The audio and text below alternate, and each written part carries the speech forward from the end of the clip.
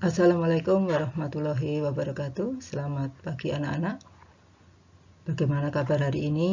Semoga anak-anak senantiasa dalam keadaan sehat walafiat, tak kurang suatu apapun. Masih bersama dengan Ibu Murniningsih SPD. Hari ini kita akan belajar bersama pendidikan Pancasila dan kewarganegaraan. Pada kesempatan ini kita akan membahas bab 3, yaitu Kedaulatan Negara Kesatuan Republik Indonesia. Mungkin anak-anak masih ingat pembelajaran pada minggu yang lalu, yaitu kita belajar bab 2 tentang makna alinea hingga pokok-pokok pikiran dan bagaimana kita bersikap terhadap alinea, makna alinea ataupun terhadap pokok-pokok pikiran. Nah, sekarang kita akan membahas tentang Kedaulatan Negara Kesatuan Republik Indonesia. Sebelum pembelajaran kita mulai, anak-anak bisa persiapkan buku paket, buku tulis untuk mencatat hal-hal yang penting. Kemudian jangan lupa alat tulisnya.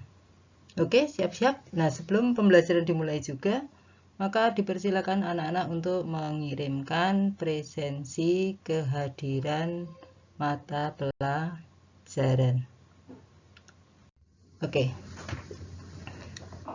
Pada awal pembelajaran ini kita akan melihat materi sub bab 3, yaitu sub A, hakikat dan teori kedaulatan.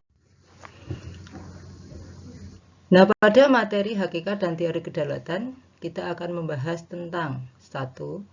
Pengertian kedaulatan, 2. Sifat-sifat kedaulatan, 3. Macam-macam kedaulatan, dan yang keempat, teori kedaulatan. Oke, kita akan lihat satu persatu. Pengertian kedaulatan. Apa tahu hakikat dari kedaulatan? Anak-anak bisa lihat pada slide, itu adalah gambar kursi. Kursi tidak lepas dari masalah kekuasaan. Jadi kalau seseorang berkuasa, maka dia adalah orang yang berdaulat. Jadi kedaulatan adalah kekuasaan tertinggi. Nah, ibaratnya negara itu adalah sebuah rumah. Atau kebalikannya, rumah adalah sebuah negara. Maka di dalamnya harus ada yang mengatur, ada yang memimpin. Nah, penguasa itu, pemimpin itu adalah orang yang berdaulat, orang yang memiliki kekuasaan yang sangat tinggi, bahkan tertinggi, yang tidak berada pada kekuasaan orang lain atau tidak berada pada kekuasaan negara lain. Oke, kita lihat di depan, skema di depan. Kata kedaulatan berasal dari bahasa Arab, yaitu daulah atau daulat, yang artinya kekuasaan tertinggi untuk membuat undang-undang dan melaksanakannya dengan cara yang tersedia. Dari sini anak-anak sudah bisa memahami ya, sudah bisa memperkirakan seperti apa toh kedaulatan itu. Anak-anak sudah sering mendengar kata-kata Indonesia adalah negara yang berdaulat. Bagaimana anak-anak memahami bahwa Indonesia adalah negara yang berdaulat? Ya, anak-anak bisa lihat pada pembukaan UUD 45. Ya, di situ dinyatakan bahwa Indonesia telah menyatakan kemerdekaan setelah berjuang 3,5 abad lamanya. Setelah berjuang, akhirnya Indonesia merdeka. Nah, berarti berdaulat adalah juga merdeka. Tidak berada di bawah jajahan, tidak berada di bawah kekuasaan dari negara penjajah. Dalam hal ini Indonesia merdeka, Indonesia berdaulat, tidak di bawah kewenangan kekuasaan penjajahan Belanda. Berikutnya kita lihat sifat-sifat kedaulatan. Sifat kedaulatan ada 4, yaitu asli, kekuasaan tidak berasal dari kekuasaan lain yang lebih tinggi; permanen, kekuasaan tetap ada sepanjang negara itu berdiri walaupun pemerintahannya sudah berganti; tunggal, kekuasaan itu merupakan satu-satunya dan tidak dibagikan kepada badan-badan lain; dan yang terakhir, tidak terbatas. Kekuasaan itu tidak dibatasi oleh kekuasaan yang lain. Macam-macam kedaulatan. Ada 2 macam kedaulatan, yaitu kedaulatan ke dalam dan kedaulatan keluar. Kedaulatan ke dalam berarti kedaulatan intern yang berkaitan dengan kewenangan mengatur, mengurus kepentingan negara tanpa campur tangan negara lain. Jadi sesuai dengan kehendak rakyat.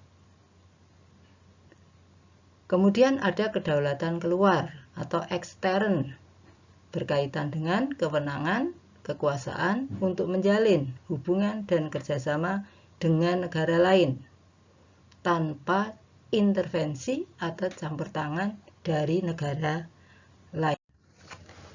Silakan anak-anak lihat. Singapura, Indonesia, dan Jepang adalah negara yang berdaulat, negara yang merdeka, sehingga mereka punya kedaulatan baik ke dalam ataupun ke luar. Misalnya Indonesia sebagai negara yang berdaulat. Kedaulatan ke dalamnya, Indonesia menentukan sendiri pemerintahannya, memilih dengan sistem pemilu, membuat sendiri undang-undangnya. Demikian pula dengan Singapura ataupun Jepang. Nah, untuk kedaulatan keluar, Indonesia bekerja sama dengan negara Singapura ataupun juga Jepang ataupun juga dengan negara-negara lain. Dan negara lain tidak bisa, tidak boleh mencampuri, tidak boleh ikut menentukan sistem politik dari sebuah negara. Misalnya, memerintah ataupun melarang suatu negara untuk menjalin hubungan atau menolak menjalin hubungan dengan suatu negara.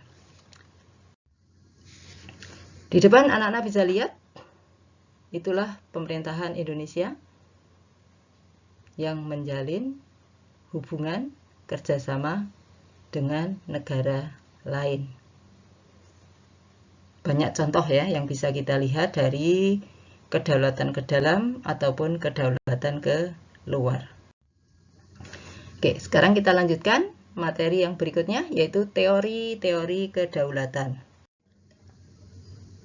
Macam-macam teori kedaulatan. Oke, silakan anak-anak lihat teori kedaulatan. Ada 5 teori kedaulatan. Kemudian di halaman berikutnya dijelaskan satu persatu berkaitan dengan teori kedaulatan tersebut.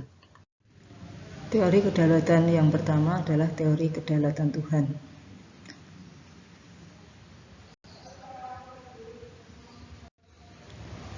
Anak-anak bisa lihat bahwa teori kedaulatan Tuhan mengajarkan bahwa negara dan pemerintah mendapat kekuasaan tertinggi dari Tuhan. Teori ini banyak dianut oleh raja-raja kuno ya, termasuk juga raja-raja di Mesir, kemudian Kaisar Jepang, kemudian juga di Indonesia ya, banyak raja-raja Jawa, raja-raja Hindu dianggap sebagai keturunan dewa. Kemudian teori yang kedua, teori kedaulatan raja, bahwa dalam teori ini beranggapan bahwa kekuasaan tertinggi berada di tangan raja ya. Di Jawa juga ya, banyak raja-raja. Kemudian dilihat untuk di Eropa ya, terutama di kerajaan Prancis ya, Raja Louis XIV ya, yang sangat terkenal diktator ya, memerintah, kekuasaannya sangat luas sehingga banyak para tokoh ya yang menentang Raja Louis ya di penjara, sehingga kemudian muncul banyak pemikir-pemikir seperti misalnya ada Montesquieu ya. Karena melihat kediktatoran dari Raja Louis, maka Montesquieu membagi kekuasaan menjadi teori kedaulatan. Yang ketiga adalah teori kedaulatan negara. Anak-anak bisa lihat itu foto siapa? Iya, foto Adolf Hitler ya, pemimpin fasis dari Jerman ya. Bangsa Jerman merasa bahwa negaranya atau sukunya atau suku bangsanya adalah yang memiliki kedudukan yang sangat tinggi ya, sehingga dia bercita-cita ingin mempersatukan seluruh dunia di bawah Jerman, bangsa Jerman. Tapi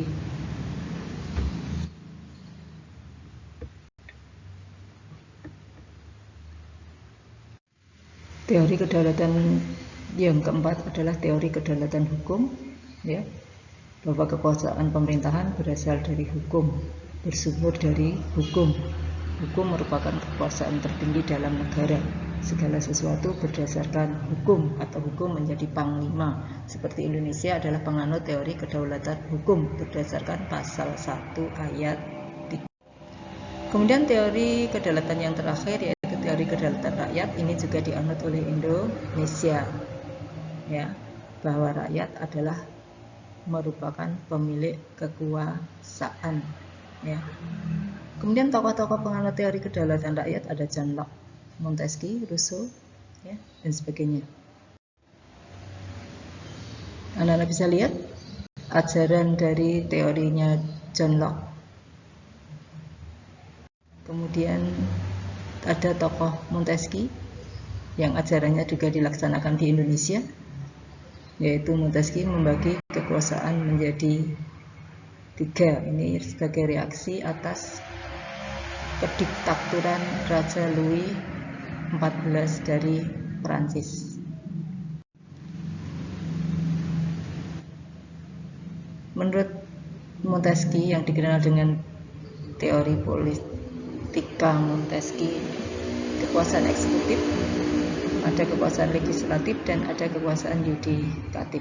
Mungkin anak-anak sangat akrab ya, sangat tidak asing dengan yang namanya kekuasaan eksekutif. Kekuasaan eksekutif adalah kekuasaan menjalankan undang-undang, biasanya dipegang oleh pemerintah, presiden misalnya. Kemudian kekuasaan legislatif adalah kekuasaan membuat undang-undang legislasi, biasanya dipegang oleh DPR. Kemudian kekuasaan yudikatif adalah kekuasaan bidang peradilan, biasanya dipegang oleh lembaga-lembaga peradilan, misalnya seperti MA ataupun MK. Kemudian pada slide berikutnya yaitu rangkuman dari teori kedaulatan. Silakan anak-anak cermati, kemudian bisa dicatat hal-hal yang penting.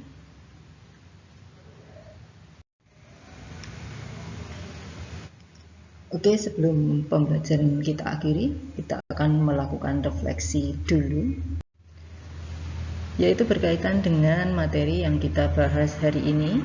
Ya, kita membahas 4 hal, yaitu 1. Pengertian kedaulatan, yang kedua sifat-sifat kedaulatan, yang ketiga macam-macam kedaulatan, dan yang keempat adalah teori-teori kedaulatan. Semoga apa yang kita pelajari anak-anak paham ya. Kemudian untuk materi minggu depan silakan anak-anak literasi membaca buku paket PPKN kelas 9 bab 3 subbab B, yaitu bentuk dan prinsip kedaulatan negara Republik Indonesia. Kemudian untuk mengetahui seberapa anak-anak memperhatikan apa yang kita pelajari hari ini, silakan anak-anak coba kerjakan soal-soal di bawah ini. Jawaban ditulis di buku, diberi identitas, kemudian dikumpulkan. Untuk 9A B dikumpulkan hari Jumat, kemudian untuk 9 CD dikumpulkan hari Sabtu. Ada 6 soal ya nak ya. Silahkan dilihat, dicermati, dikerjakan.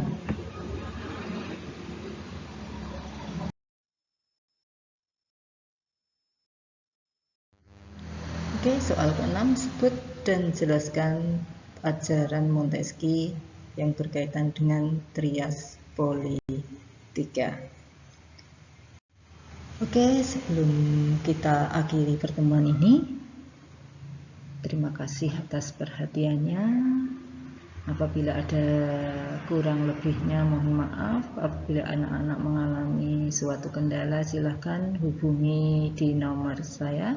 Saya akhiri salam. Wassalamualaikum warahmatullahi wabarakatuh. Terima kasih.